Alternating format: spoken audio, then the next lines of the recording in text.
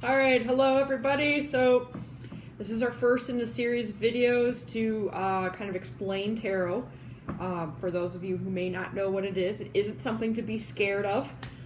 This video we have titled "Why Tarot Isn't Weird," because it's not. It's not weird at all. It's a tool for self-exploration. It's more like an art and not a science. It helps you connect with your higher self, guiding you through to reach your full potential and just have a better understanding of things. They're basically a tool. It's a tool. Fun fact, I was going to do this in a different section, but tarot cards originally started out as a card game in Italy, I believe. Well, there's a lot of different stories of origin, but that is one of them. And so it was a game, kind of similar to bridge.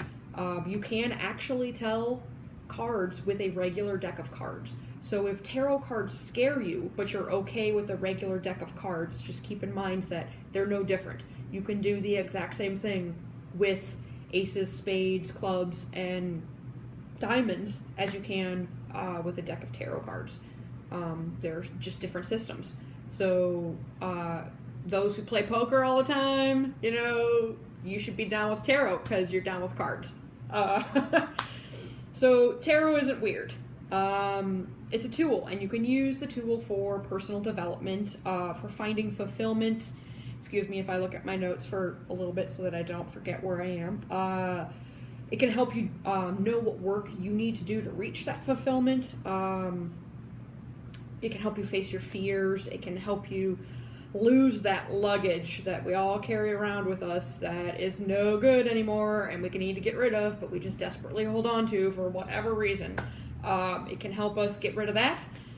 It can help you get a grip on your life, make better decisions, live your dreams, find clarity when you don't understand a certain situation, direction. It helps you take charge of your life, and it empowers you to be the driver instead of the passenger. Which that is one of my favorite parts of the tarot, is that empowerment in your life, because so many of us just feel so lost. We don't have to feel that way. How does it work? So it's not magic. It's not spells. It's not witchcraft. It basically is a mirror of yourself. So this is how I believe that the tarot works. When we do a reading, it involves both me and the reader. So I need the reader's participation. And what happens is humans are like, I view them as blades of grass. So we're all each individually a blade of grass, but we're all connected by the same root system. Like all of that grass in your yard, unless you've got different species of it, or I don't know a lot about grass strains, whatever. It's all the same grass, really. It's all connected by the same root. It's the same grass. It's just individual blades. So we're all the same. We're all connected by this root network. And what happens is my higher self, the me in the root network, reaches out, talks to your higher self, and your higher self will tell me what you need to know.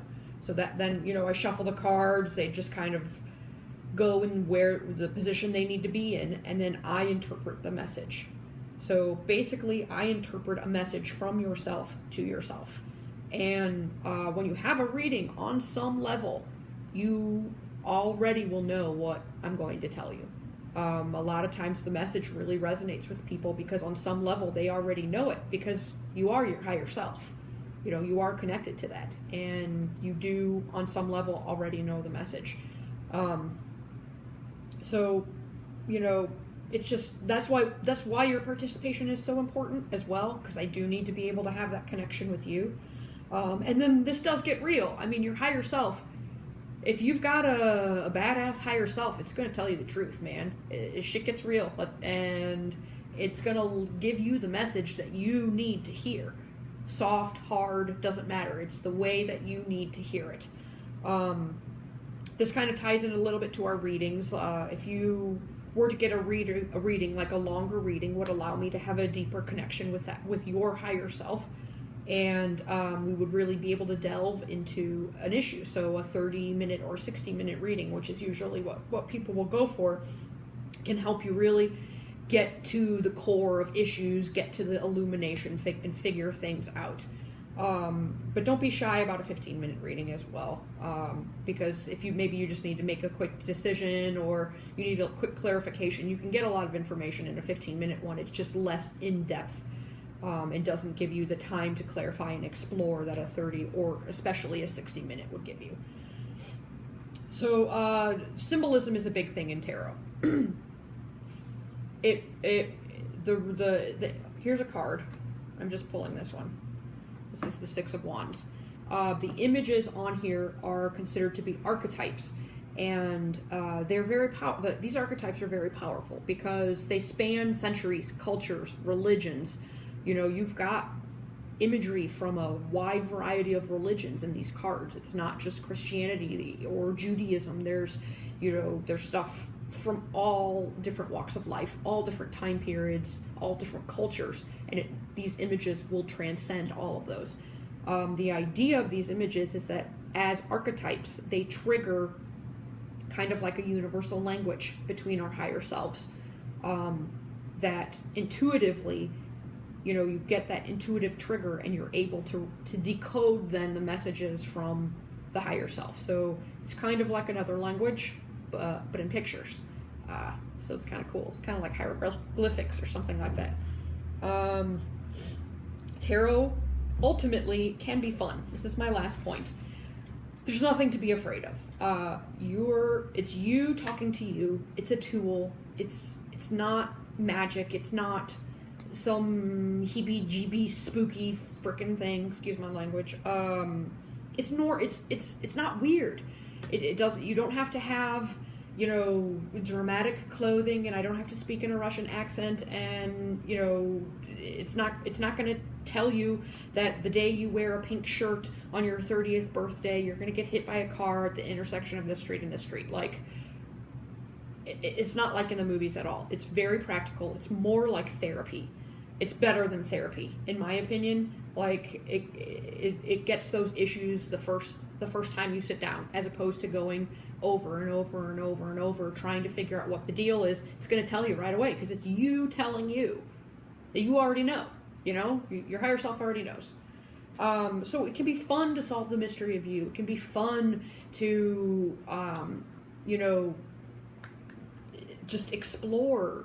And most people feel a lot lighter and happier and clearer about life after a reading. There's like a weight that gets lifted off their shoulders because life is weird. You don't understand it, and it helps provide that guidance so that you do understand and you feel clear and you can take charge. It's an invaluable tool for people who no longer trust themselves because it will help you learn to trust yourself and guide you in the way that is right for you. It doesn't judge. It's not going to judge your life, but it is going to push you towards your authentic path. It wants you to be as true to yourself as you can possibly be and live a fulfilling life in the best way that you can. So I hope that this explained tarot a little bit to you. It's not weird. It's more like therapy, like really specific, awesome therapy. It's fun and it's kind of cool, to see how all the cards work, and you're like, wow, this hits home and it works, and now I feel better. So don't be scared. If you have any questions or concerns, you're welcome to post them at the bottom of the video, or contact us, message us on Messenger at Y'all Ain't Right Tarot, because we're happy to answer any questions, any insecurities you may be feeling about the tarot. But we just want you to know it's not weird, and it's a wonderful, wonderful tool for guidance and enlightenment, and it can drastically change your life. So thank you, and we love your support, and have a good day.